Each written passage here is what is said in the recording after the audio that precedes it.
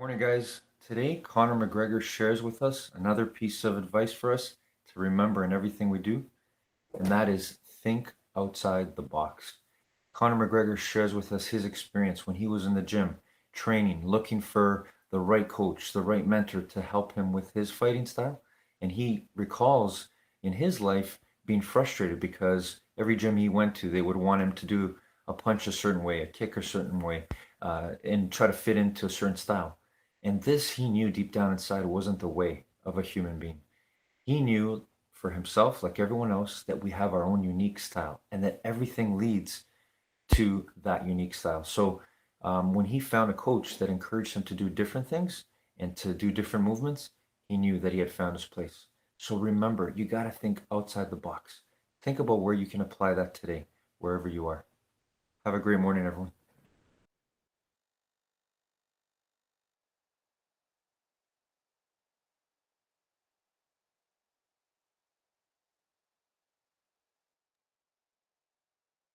Rise and shine, it's espresso time. Hey, it's Evan Carmichael, and I am not a morning person. I'm not. But when you start your day with a powerful morning routine that Hi.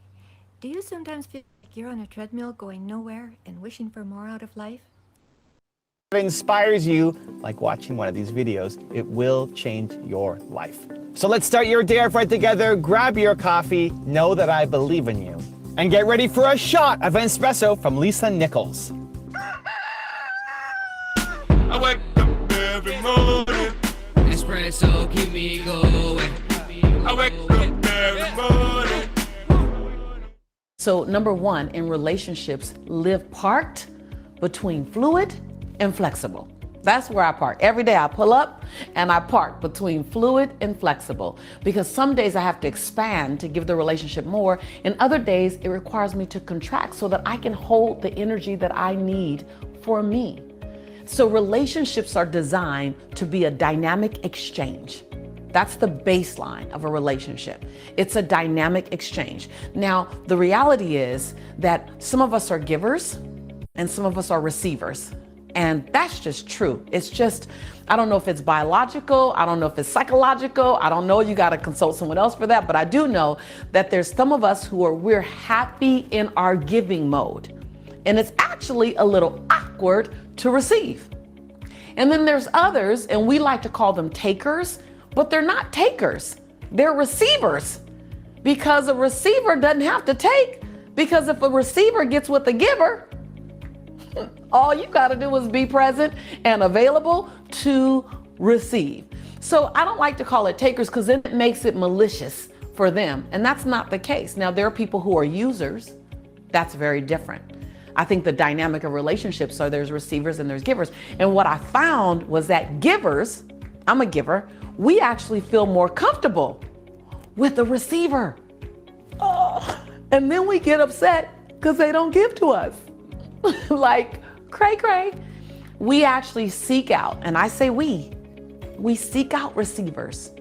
We love our givers in our space, but that almost pushes our buttons a bit, because then we have to learn how to receive when we're with another giver.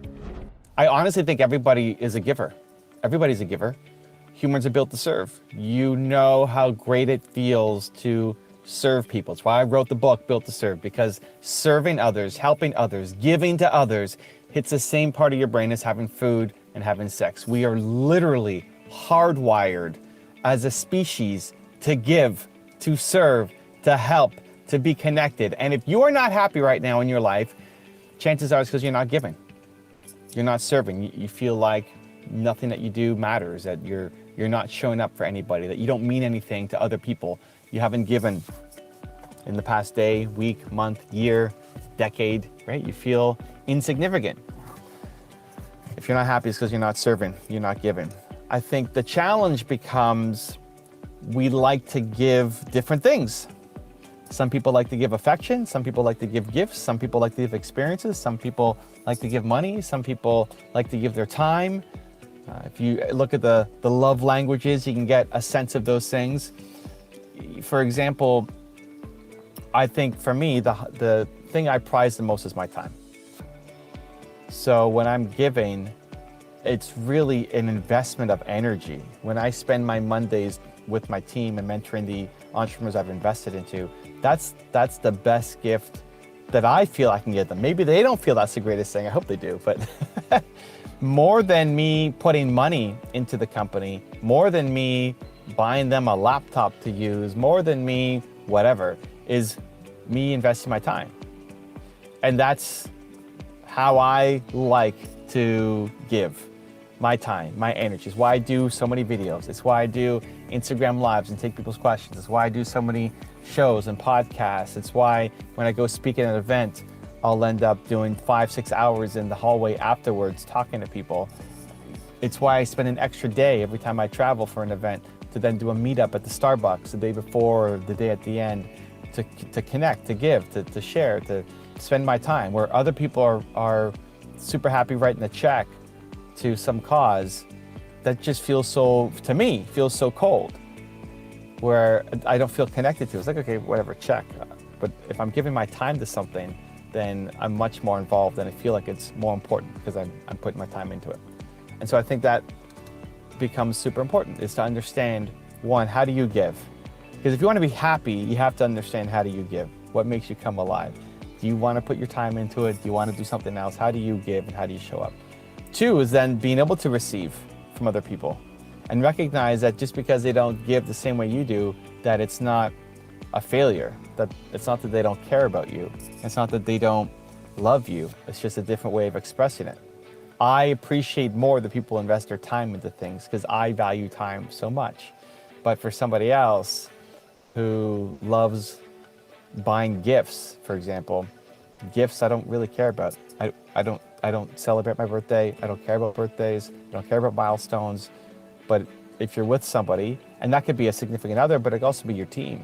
It could also be your customers. It could also be the people around you. If they really care about it, then the greatest way to give is to actually show up and celebrate because that's what they really care about. So one is understand, what do you like to give? What's your love language? How do you love giving? Two, understand the people around you who you want to maintain a relationship with and build and foster tighter and deeper relationships with them. Understand how they want to give. And the more you can actually receive for them, then I think you're going to have a much happier relationship. I don't just put people in the general buckets of you're a giver and you're a receiver. No, we all give and receive, just different ways. And if you want to be a great leader, that's what you have to understand. And then third, just extra perspective and leveling up a little bit, ask for help. I think one of the biggest things that entrepreneurs struggle with is asking for help. You try to do it all on your own. You feel guilty asking for help. And as a result, you don't get the help that you need and you stay stuck. And I struggled with this a lot. I still do, to be honest. I struggle with asking for help. I want to do it myself. I don't want to feel like I'm dependent on other people. I worry about being rejected. I don't want to have to owe somebody, I mean, all of the little voices that pop up in my head that maybe pop up in yours too. But at the same time, if you're talking to people who love to give and love to serve, if you don't ask for help and if you don't receive, you're actually cheating them the opportunity. By me not asking somebody for help, I'm cheating them the opportunity to be able to serve, to be able to feel good, to be able to feel valuable, to be able to feel useful. And so if you can use that little mental trick, I have to do that for myself sometimes, but if you can use that mental trick to understand that, one, you can't do this alone. This thing isn't just going to happen. Your big dream, big mission, big vision, it's not happening on its own. You can't do this all by yourself. You need input, you need feedback, you need support, you need guidance, you need mentorship, you need help. And two, that they like giving too. Everybody likes giving. Everybody likes serving. Nobody wants to give to somebody who's just going to abuse that time, right? If you're going to ask for help, you got to do something about it. Mentors love giving help, but they hate wasting their time. That's the flip side. So they love helping, but they love helping people who actually take action. So be the person who takes action. Be the person who asks for help, asks for one thing, not a million things, not 18 different things, not you ask for help on something and then you come back and ask for help on something else. So like, well, what did you do on the first one? Right? Don't disrespect the people who you're asking help from. Understand that you need help. Ask for help, one simple thing, and then go do the work. And then come back and update them and let them know how their advice helped you. And then you can ask for something else. If you ask for more help, you'll start to see better results in your business and your life. Now I've got a special bonus clip that I think you're gonna enjoy. But before that, it's time for the question of the day. I wanna know what was your single biggest takeaway from this video and your plan of action for the next week. When you watch a video and you just get motivated, the science says you have a 35% chance of actually following through. That, Believe Nation, is not enough. But when you create a specific plan of action and write it down of what you're gonna do, that number jumps from 35% to 91% chance of you following through. And when you commit publicly to others, like leaving a comment with your plan down below, that number jumps to 95% chance of you following through. So I wanna know your single biggest takeaway from this video and your plan of action for the next week. Put it down in the comments below, and next week I will profile one of you. Also, if you want to have more self-confidence and self-belief, I've designed a special free program to help you get it. The science says it can take up to 254 days of consecutive action to build a habit. So to help you build a habit of self-belief and self-confidence, I've created a special free training where I will email you a video unlisted to your email every day for the next 254 days to shift your confidence forward. The link to sign up for free is in the description below. We validate who we are by what we're doing for other people. I say if your knees aren't knocking and your teeth aren't chattering just a little at least, then you're not playing big enough. The Oprah team had heard some of my backstory. And they said, can we send a camera crew, much like this wonderful camera crew? Yes. Not nearly as good looking. And can we send a camera crew to capture your story? And so I shared my story. And I mean, I dumped and dumped. And I shared the ugly. And right after the interview, I regretted it. Because I didn't think I could be the secret teacher, the expert, and have that kind of ugly out there in the world. I didn't know. I didn't know that the world would love me for what I've come through. I thought that they would consider me an imposter in the secret. And so I shared all this junk. 2 weeks later, I'm on my way to Oprah to do the actual recording, and I know I know the video. So the night before, I'm packing and I'm crying. Oh my God, it's over tomorrow. It's all over. I'm going to embarrass myself on Oprah. It's the fastest career up and down anyone's ever seen. Lisa Nichols will be the secret. Yes. Right. So, I'm just sad. I'm scared, and I call a friend of mine at 4:15 in the morning because I stayed up all night. Of course, yeah. How are you going to sleep before that? Yeah, right. And I said, I know they don't know my junk and the video, and it's over. And he said, can I pray for you, Lisa? And I was like, sure. My friend says, God, thank you for using your imperfect child to help your imperfect children. I went to Oprah the next day, and as the chatter kept going in my head, leading up to the moment when they play this video, I'm like, it's okay. I'm enough. I'm enough with all my mess. I'm enough. I'm enough. And the chatter kept, no, they're gonna find out. They're gonna find out your son's father is in jail. They're gonna find out. And I thought, no, they're not gonna find out, because I'm gonna tell them. Because there's power in transparency. There's power in authenticity. There's power in truth. That I'm gonna speak life into someone else because they're gonna see who I am because of that, in spite of that, with that. And so then the after show came. So after the regular Oprah show, the after show, and man, I cracked open on the after show. And within 72 hours, talk about the power of transparency and authenticity.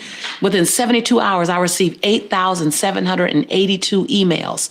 And my email wasn't even Lisa Nichols. It wasn't even easy to find. And my website wasn't Lisa Nichols. Yeah. People searching for me. Whatever it took. Because of the truth. And so I had the imposter syndrome then. I've had it since then. People told me, oh my God, you're the answer. And I'm searching for my own answers. I love to go back and share some of my favorite memories with you, my fondest. And what I realized, they're actually my most moving memories. One happened over 12 years ago. I was in Toronto, Canada with Margaret, and this gentleman walked up to me, standing about 6'2", Caucasian man in his mid-40s. And he looked at me and he goes, "Lisa, I have a problem with you." I said, "You do?" And my heart started to beat. I'm like, oh my God, someone doesn't like me.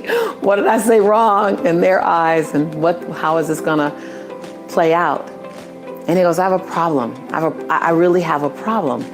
And I said, "Okay, how can I help you?" He said, "I'm an atheist. I don't believe in God. I'm fine not believing in God. I'm comfortable. I prefer not to believe in God. I don't believe that there's a God." And I said, "Okay, what's your problem?" He said, "My problem is I love you. I love everything about you. I love the energy you come with. I love the way you speak. I love what I feel when I'm listening to you talk." He said, "And you keep referring to this God as your source. And I don't believe in God. So that's my problem." And I said, "Sir, I'm sorry. I'm not sure where your problem lies." I said, if you don't believe in God, you have that right. If you love me, I'm excited because you can feel that I love you too." And he looked at me and he goes, "So let me get this straight. This is not the part where you try to convert me or try to tell me how wrong I am, or you try to explain to me about your God so that I can begin to believe like you believe. This is not that part. You're not going to do that?" And I looked up at him. I said, "Why would I do that? You're committed to whatever you believe in. My job is to honor your belief system." And he goes, "See, you're doing that thing again that's making me love you more. That's my problem. But I know you believe in God." I said, "That's not a problem. Why don't you keep believing in me and loving me? I'll keep believing in God and loving God, and we'll keep having this great experience." After I said that, he just grabbed me and he hugged me and he held me. And I knew somehow he was holding on to possibility. That's what I choose to tell myself. He was holding on to the love that he could feel from me, the palatable, non-judgmental, non-persecuting love. And in that moment, I couldn't feel more joy. As I held that man, I couldn't feel more joy. I couldn't feel more happiness, that this is what ministry is about. This is what touching souls is about, is to love the person who thinks that you might not love them because their belief system. It was just so beautiful. The moment was so beautiful. I mean, he held me. And then he drew back and looked at me.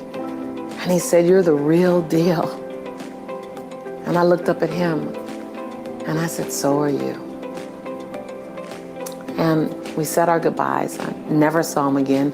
Margaret and I went up to the room, our hotel room, that night, and replaying what happened, we both just started to bawl, just cry. And I said to Margaret, "Margaret, this is marketplace ministry disguised as a business. I'm not in the converting business. I don't need to convert anybody. You're exactly where you choose to be. But I am in the loving business. My job is to love you where you are." And that beautiful gentleman, that day, he reminded me and Margaret, I believe, what unconditional love could feel like. If you find that the relationships around you have toxic outcomes,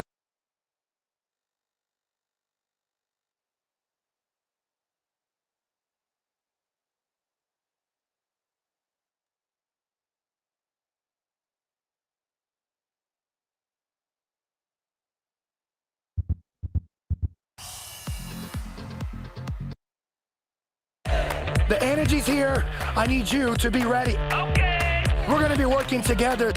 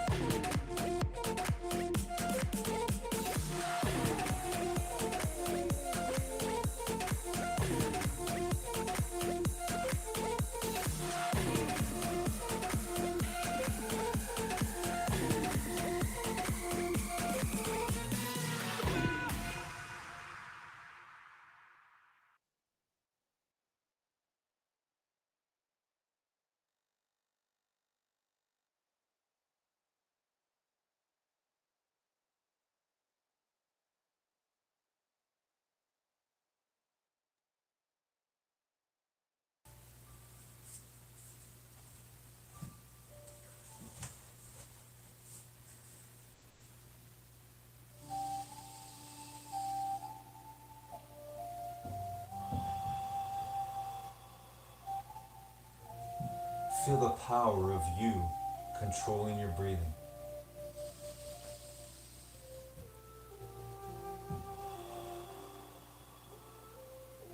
In through your nose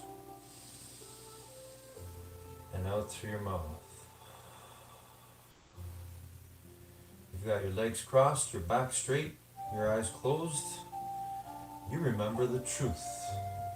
You know the truth that you were born to win, to take control of your life the way you take control of your breathing.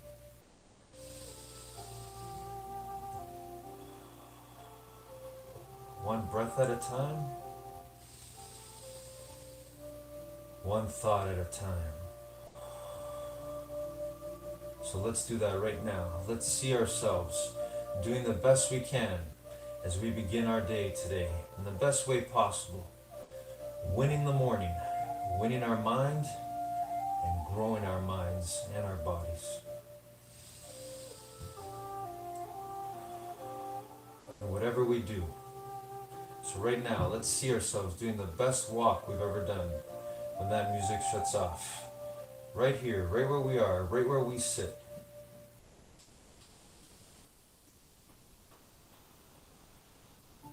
because we know the truth.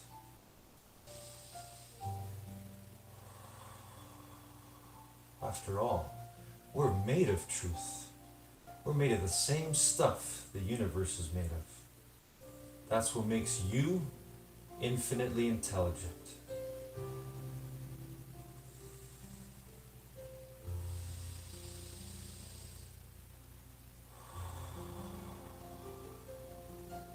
See yourself right now doing the best walk you've ever done, and that music shuts off.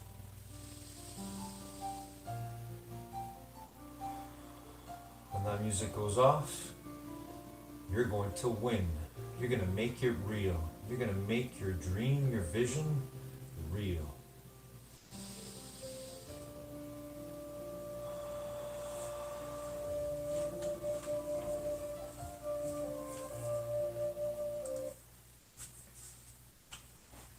Good morning, determination. So good to be here together again today. A new day, a new chance to be better than we were the last time. Here we go, everyone. When I say go, we're going to start jogging. So right now, as you're doing your best walk, whether it's side to side or whether you're simply walking on the spot, I want you to see yourself doing your best jog on the spot when I say go. I miss you so much, Beverly Glen. I miss you so much, determination. But we get to unite right now with this energy. We get to remember. We get to be our true great self. To grow our minds and to grow our bodies, wherever we are, whatever we're doing. And the way we do this is the way we'll do everything. So here we go. Okay, go.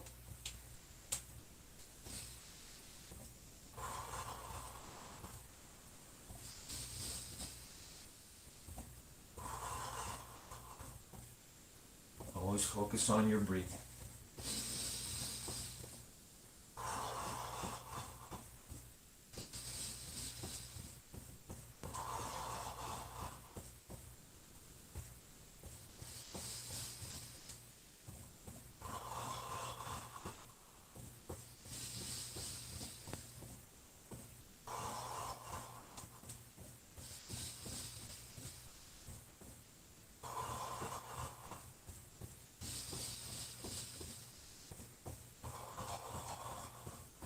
Keep going a little bit more.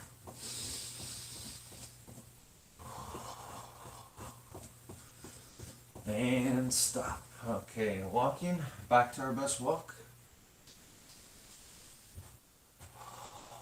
Stay focused on your breathing.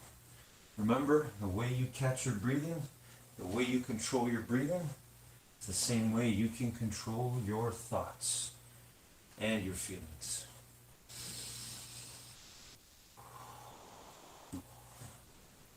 Alright, let's start with some shoulder rolls forward. Let's do 10 forward.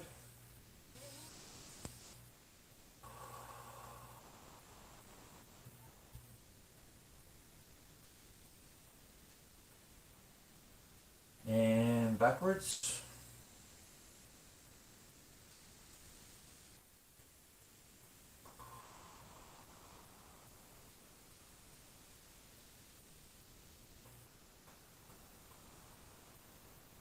Okay, let's do some arm circles forward. Feel the power of you controlling your mind and your body. Feel the joy of being able to move your body through space the best way you can. And backwards.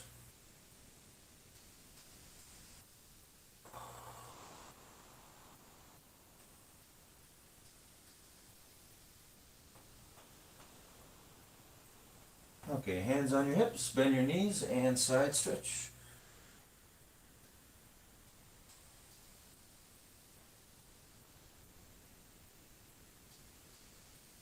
Okay, let's twist our bodies. Twist. Hands on the hips.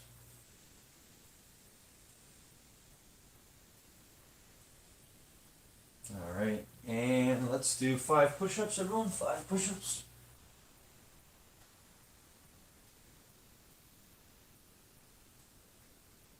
All right, let's do 5 sit-ups together. Here we go. best you can.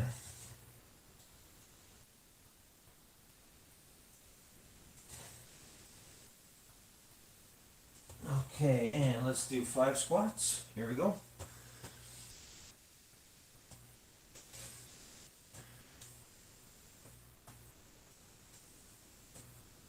All right, and let's do lunges. 3 on each side, arms up. Alternating legs.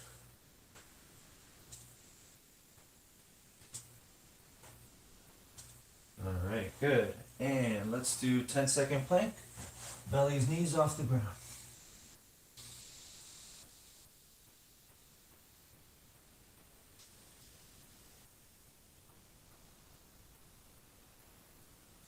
And stand up again, everyone. And let's reach for the ceiling on our toes. Hold it there for 10.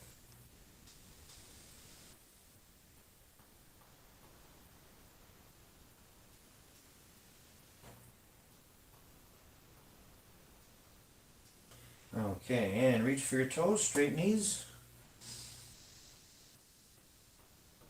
Remember to focus and control that breathing. Just reach. It's okay if you don't touch your toes. Reaching is what matters. All right, and stand up.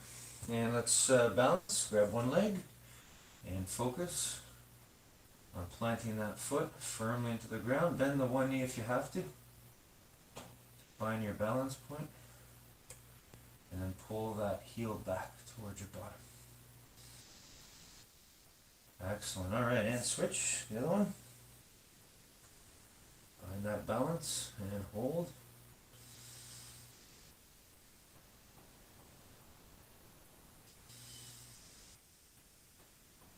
All right, good. Okay, and now let's hug the one knee. Here we go. Bring that knee up. And again, find that balance. And hold it there. 10 seconds.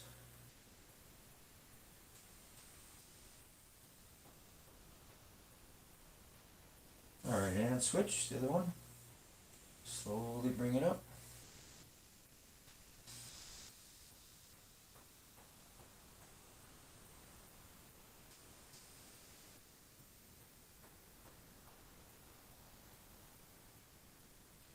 All right, good job. Excellent. Okay, and let's sit down. And let's stretch out and reach for our toes. Straight knees. Here we go. Again, reaching is what matters. It's okay if you don't touch your toes. Just give your best. Feel the joy. Feel the process of you working to become better at every movement you make. Every stretch you do. Okay, here we go. Let's do V-shape now with the legs. So V-shape, and reach for the floor as far away from your body as you can.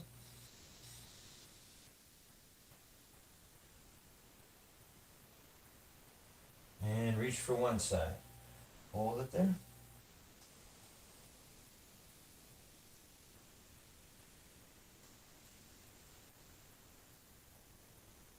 And switch to the other side.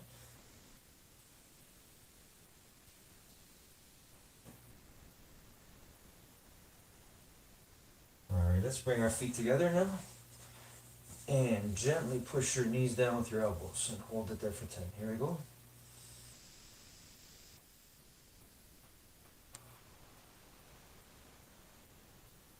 Again, feel that power of you in the now, in the moment.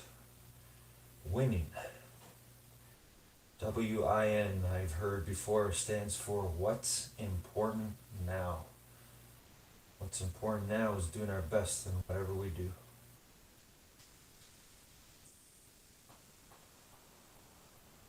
Okay, let's go one leg forward and one leg back. Keep the knee on the ground and go as far back as you can without hurting yourself. Keep that knee down though. Here we go.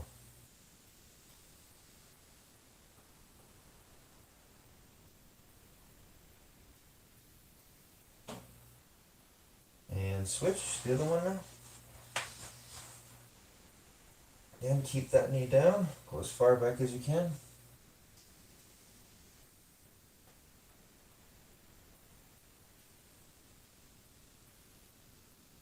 Okay, good. All right. And Let's roll onto our belly.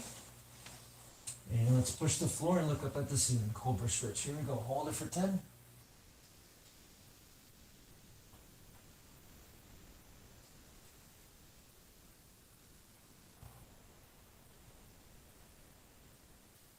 All right, excellent. Okay, legs crossed again. Back straight. Eyes closed. Breathe in through your nose and out through your mouth.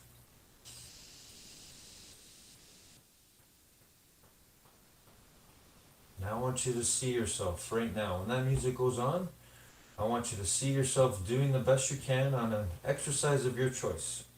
For me today, I'm going to be working on challenging myself to do as many push-ups and air squats as I can. I'm going to see that in my mind right now. I'm going to try to be a little bit better than I was last time. What about you? Think about it. What is there that you want to get better at? What exercise do you want to do? Remember, it's got to be within the rules, safety rules, rules that are there for you to keep you safe. So this is the space we have right here. So what exercise will you do to the best of your ability when that music goes on?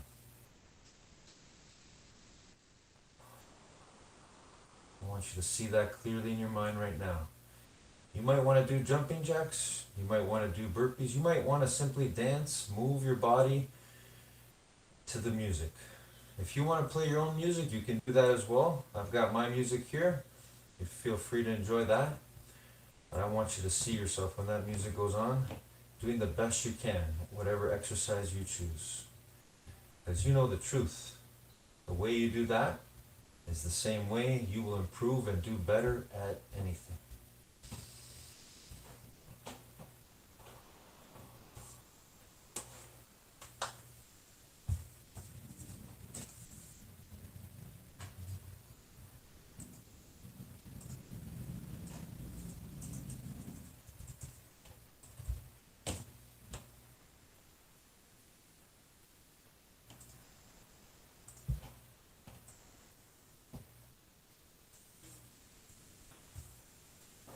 All right, determination, let's go. Let's feel that energy moving up. Here we go. Music always changes our energy state. Whatever you do, you gotta believe that you can do better. Here I go. As many push-ups as I can do.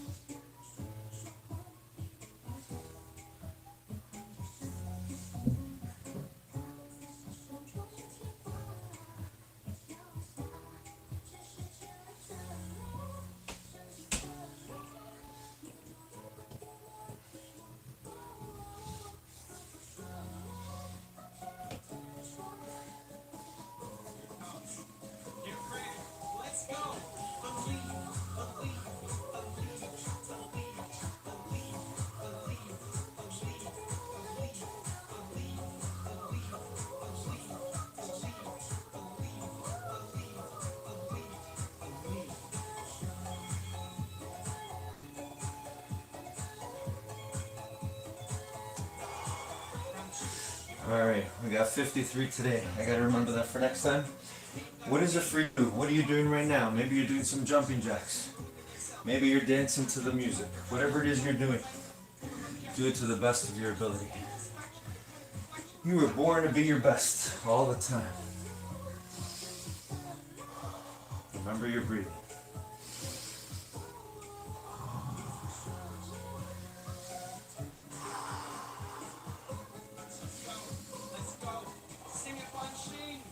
Always believe that you can be better than you were the last time. Even if you don't get exactly where you want to be, the process, the struggle, fighting to be better than you were last time, that's what's going to bring you your joy and your happiness. We have our determination. We get to work on that all the time. All right, air squats are next for me. What about you?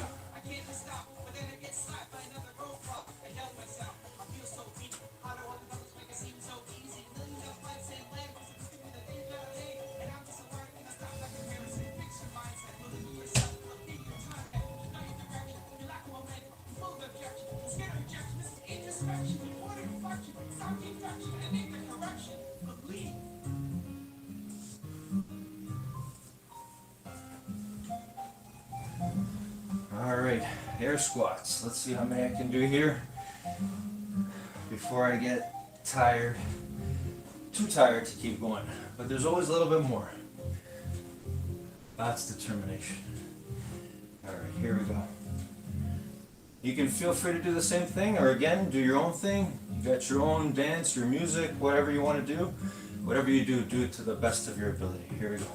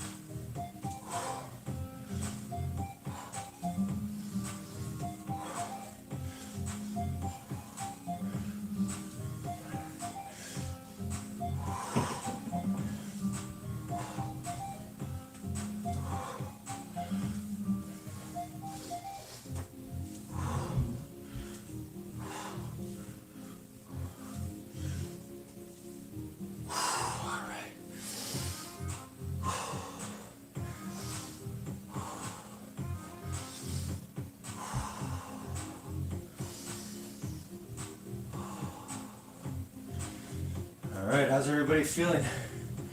We got the blood flowing. We've given our best at something. Feeling the power of us controlling our breathing again. There's no greater joy than that. For me, no greater joy than the awareness of our determination. So sometimes I try to do these exercises and I try to do as many reps as I can in a minute. That's one way to do it. You can change up your intensity, the amount of reps you do, the time you have, that's up to you. But whatever you choose, always try to get a little bit better than you were last time.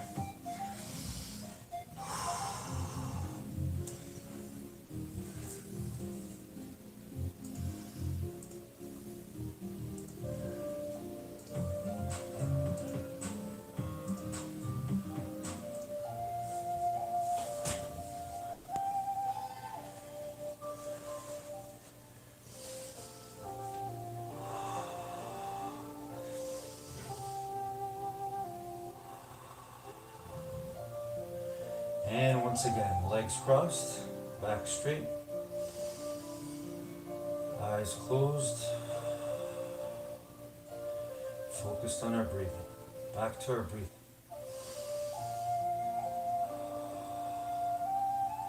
That powerful force, keeping us alive, keeping our energy flowing. And we don't really think about it. We never really attempt to control our breathing. Most of us, anyway.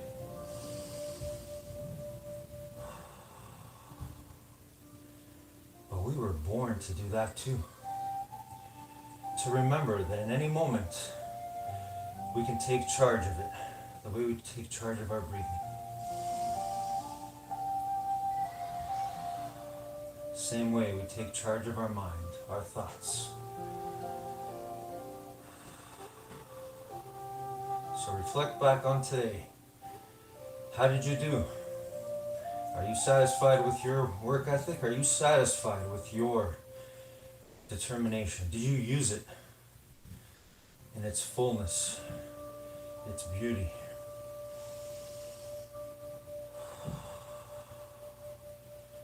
Our determination is invisible.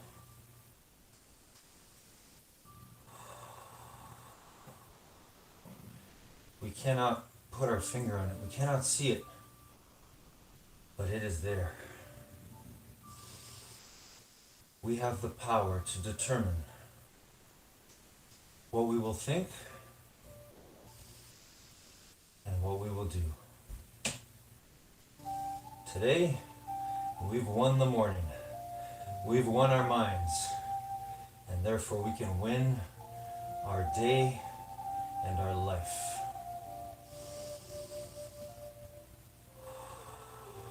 One breath at a time, one thought at a time.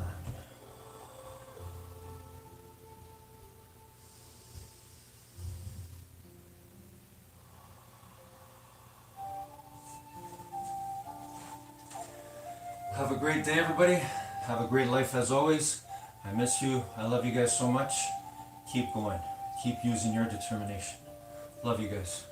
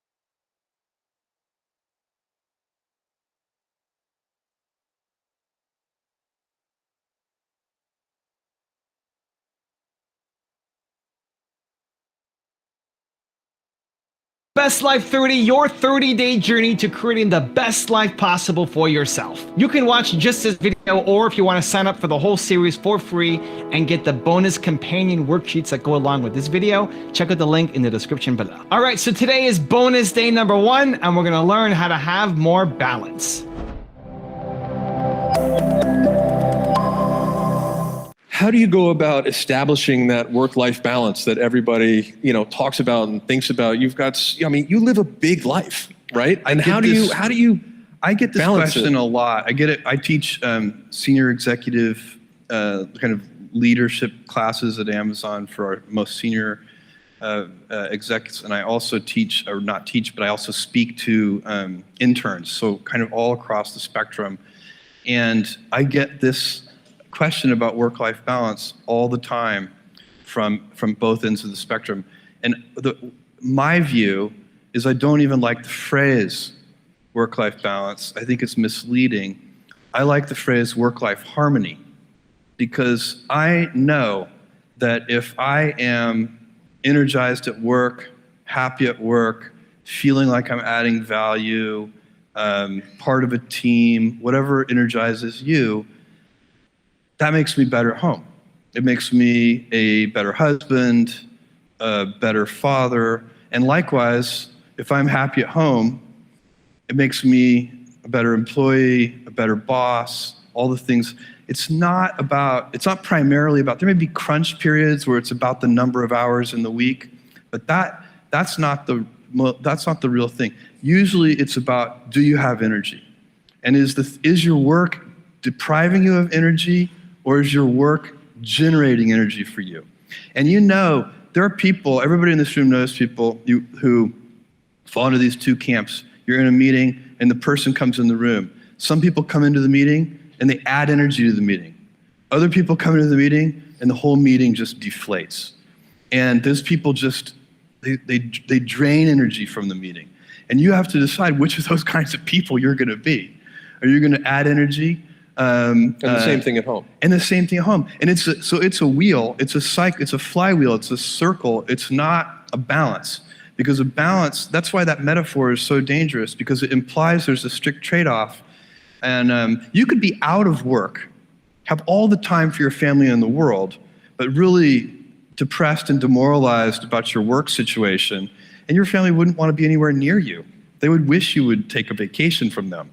And so it's not about the number of hours, not primarily. I suppose if you went crazy with 100 hours a week or something, yeah, that maybe there are limits, and they probably. But I've never had a problem, and I think it's because both sides of my life give me energy, and that's what I would recommend. That's what I do recommend to interns and execs. I believe in work-life integration. I don't think and I'm not being disrespectful because I. Oh no! Yeah, I'm saying everybody has a different metaphor. I'm telling you my metaphor.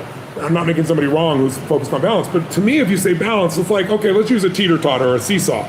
Okay, let's balance it. Now that we've done that, how long are we going to stand there balancing this thing before one of us wants to jerk this thing around just to feel alive, right? Yeah. So I really think balance is more about integration for me. It's more about how do I make sure that I feel like the areas of my life, my wife, my children, my grandchildren, my health, sports. I got 31 companies, I got 1,200 employees in 7 radically different industries. We do $5 billion a year. I mean, all these things are going on. How do I do that? Well, I believe that the way I do that is in streaks. I do streaks of unbelievable intensity work, and then I do streaks of let go and be in, paradise and enjoy. And so I like running high. I want to at the end have me climb a new mountain, but that's just me. So I'm not saying that's right for other people. I'm saying you got to find what it is. But the idea of balance for most people makes them torture themselves. And I say, for me, if it tortures you, get rid of it. And instead of talk about integration, I asked Mary Callahan Erdos, who's, if you're not familiar with her, she's probably one of, if not the smartest person in the financial world, female. She's head of J.P. Morgan and manages $2.3 trillion with a T, not a B, $1 trillion worth of money. One of the nicest human beings you'll ever meet. Breaks all the molds on people in the financial business. There's not an ounce of manipulation in her body. I mean, just good soul. And I asked her about the balance thing. You're running the biggest bank in the world, right? Trillions of dollars. And she said, Tony, I don't believe in it. And she told me work-life balance. I started laughing. We're completing each other's sentences. She has the same philosophy. But her dad used to take her to work. And he was a financial guy when she was a little girl. She used to have her brother be the secretary. And she took her dad's seat and ran the show. And she said, doing that with my dad, she goes, I loved it. I was a part of his life. I got to be see that part of his life instead of coming home and me not knowing it. And she said, and that's what she's done with her kids. And at J.P. Morgan, she leaves and picks her kids up. And she still runs the biggest bank in the world and deals trillions of dollars. So would she say it's balanced? She'd say, no, it's not balanced. It's integrated. She knows when to move into one or the other, right? So that all the parts of her life are rich. Maybe instead of balance, it's a rich life in the areas that matter. Yeah. Right? Rich with your children. Rich with your husband or wife, rich with your dear friends, rich with the impact that you want to have, your mission, rich in terms of successful business or whatever your career is that you really feel a sense of meaning and enjoyment. To me, that's more important than balance. And I think, but I'm a very passionate, crazy son of a bitch. So it's like, balance sounds a little boring to me personally. If you're tortured by balance, trying to be balanced, like other people, I'm not balanced enough. Give that shit up. Instead, enjoy yourself. Enjoy your children. Enjoy the time. Be where you are right now. That to me is more important than trying to make everything balanced, because that gets you cerebral. It makes you evaluate things. Yeah. The more you evaluate, the less you can actually experience what's here right now. One of the great challenges in this world is knowing enough about a subject to think you're right, but not enough about the subject to know you're wrong. Work-life balance is a myth. You can call it work-life integration. Jeff Bezos calls it work-life harmony. The key is that there's never going to be a day when everything is balanced, 50% work, 50% family. We're not talking about that. We are talking about refueling. So there may be a time when you pull an all-nighter. I mean, I obviously emphasize sleep, but Have you pulled all-nighters? Yes. I mean, let's say the day before we launch Thrive, we're all in the office pulling an all-nighter. The question is, how quickly do you refuel? If you can do it the next day or the day after that. Even in cultural values at Thrive, we have something that we call Thrive Time. We don't say this is a 9-to-5 job. Yeah. There are no interesting 9-to-5 jobs. What have you guys found is your thing that kind of allows you to balance the two? Like what's the groove you figured out along the way to at least make the best of balancing the two of life and business? Well, for me, to be honest with you, I don't have balance. I mean, I don't seek it, and nor do I have it, to be candid with you. I mean, at any given time, you know, there's certain areas of my life that are spiking compared to other ones, and I think just the people around me know that there's going to be times where I'm going to have an abundance of time with my family. There's going to be times where, you know, I'm just going nuts with work or whatever it is in my life. So I don't really have balance. I don't seek it. I think balance is boring. And I think people that have a ton of balance probably aren't achieving a whole lot or accomplishing a lot or loving a lot. Like, I like a little drama. I like a little intensity. I like stress. And so I'm not even really after that. So I think people that are seeking that are seeking something, at least for me, I don't know how GC feels about it, but for me, it's not something I want, nor do I know that perfect balance exists for anybody. I mean, I think you're probably pretty balanced when you're dead. But, you know, when I'm living and I'm alive, there's just different areas of my life at any given time that demand more of my time or that I'm demanding more of my time in. And so, at least for me, I don't have it. Have you tried to, like in your career, like tried to have it and then figured, like, forget this, it's not working? Or it's not that I'm not aware when I need to invest time in something that I haven't been. It's not that I'm not aware of that. It's just I'm not under the illusion that I'm going to get to a perfect balanced state. Gotcha. Because I've lived long enough in, I guess what you'd probably call some kind of controlled chaos. I enjoy variety. I like uncertainty. I like not everything being the same every single day. You know, I get asked a lot about routines and things like that. I'm a very regimented, very routine person, yet I hope there's different things in my day, different variables, different things every single day. So I think if someone's seeking balance, they're probably chasing the wrong thing, at least for me. That's not what I want. I don't want to be bored. I don't want to know what every day is going to be like. And I like that life calls me to different places and it demands me to be great in one place over another at any given time. So I don't know about you. Yeah, I mean, very similar that I think it's an illusion, a little bit of an illusion that somebody that's seeking balance is probably struggling in an area, maybe not winning in it. And it kind of goes along this whole theme about when do you burn out, people struggling with burnout. I've been told by numerous people I'm gonna burn out. I've been told that since I was 26 years old. You're gonna burn out. And here I am, 34 years later, I hadn't burned out. I have more energy today than I had when I was 26. I'm not a candle. I'm a spiritual being. A spiritual being in their perfect condition would not be interested in a balance. It would be unnecessary. So, like nature, it's in a state of flow almost. The spirit itself would be able to move into any space at any time without any gimmicks, without any preparation, and be able to assist in the next emergency. I see first responders, these heroes that jump into situations. They didn't know there was going to be a fire. They didn't know there was going to be a 9/11. They didn't know that a kid was going to be trapped in a car. They move into an event to save a situation. And that's what I hear Ed saying. Like, he moves into whatever needs to move in, very, very much like a liquid would, mercurial, to be mobile, to be able to move into different things. This is why financial freedom is so important for people. And it's why cash flow is so important, so that people can move to their parents and help them, move to a kid in their community that needs help. And that's why I push that money message so much, because when you have enough money, balance is not what you're seeking. Contribution and charity. If you concentrate solely on your career, you can get a long way in your career. And I would say that that's a strategy that a minority of men preferentially do. That's all they do. They work like 70, 80 hours a week. They go flat out on their career. They're staking everything on the small probability of exceptional status in a narrow domain. But it's hard on them. They don't have a life. It's very difficult for them to have a family. They don't know how to take any leisure activity. Like, they get very one-dimensional. Now, it may be that unidimensionality is the price you have to pay to be exceptional at one thing. Right? Because if you're going to be something like a genius level mathematician and you want to do that or a scientist, say, it's like you're in your lab all the time, you're working 70 hours a week or 80 hours a week, you're smart, you're dedicated, you're unidimensional, and that's how you get to beat all the other people who are doing that. It's the only way. But the problem is you don't get a life. Now, if you love being a scientist and you have that kind of focus of mind, well, first of all, you're a rare person, and second, you're going to pay for it. But fine, more power to you. But it's It's a risky business to do that. You sacrifice a lot for it. And I would say most often, if you're speaking about having a healthy life, that isn't what you do. You spread yourself out more. So, you have a family, you have some things that you do outside of work that are meaningful to you and useful. You have a network of friends. Those three things alone are plenty to keep you well oriented. And then if one of those things collapses, everything doesn't go. Now, the price you pay for that is the more you strive to optimize that balance, the less likely you are to be fantastically successful at any single one of them.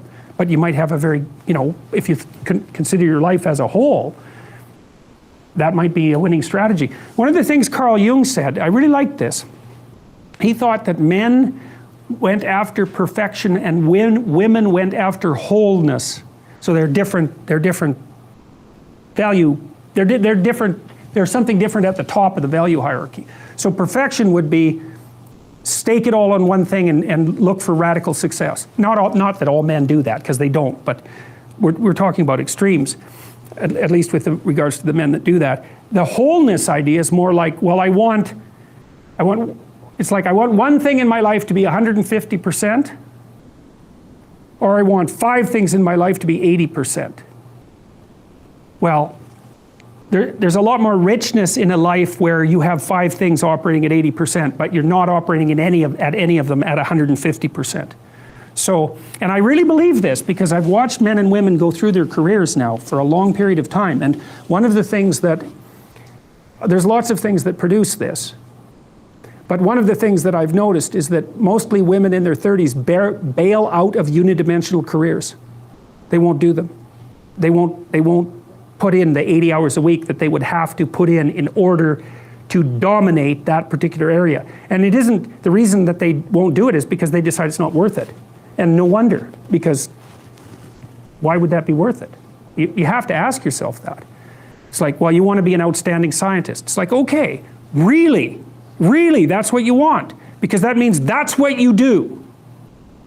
Because you're competing with other people, they're smart, they're hardworking, and if you want to be at the top, you have to be smarter and work harder than any of them. And working hard means working long hours. I mean, it also means working diligently, but in the final analysis, it's also an additive issue.